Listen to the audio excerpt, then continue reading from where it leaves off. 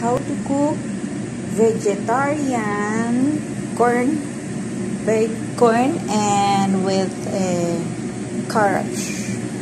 We have here 1 can of corn, 1 can of corn. Masyadong madami siya, so half lang, small quantity lang lulutuin natin ngayon. Yan. There. Okay. And then we have to get oil. Oil. Put oil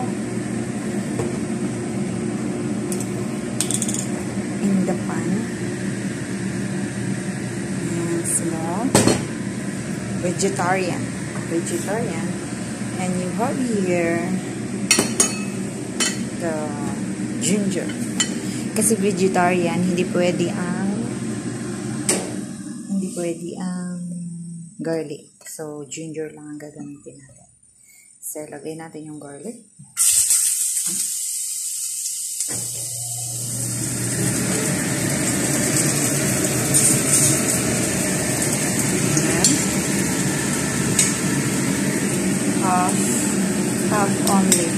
Half of the corn.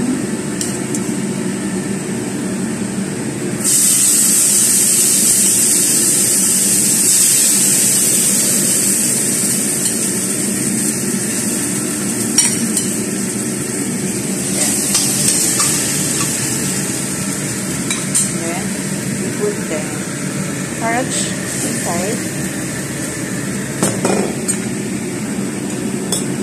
Ako po kasi nagbibideo, kaya hawak-hawak ng isang kamay ko yung camera.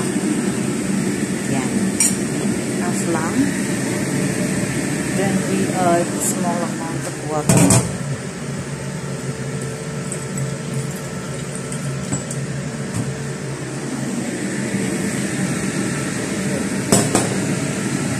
Okay. Then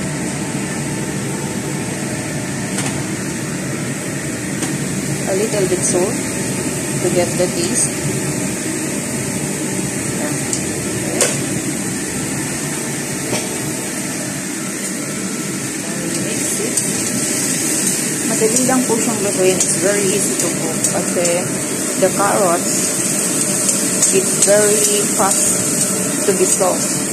Very easy to cook. It's just a few minutes only and it's ready. There. See? Just mix it. It's vegetarian. No garlic. Okay. Wait. There. It's ready. It's so delicious. Mausok-usok pa.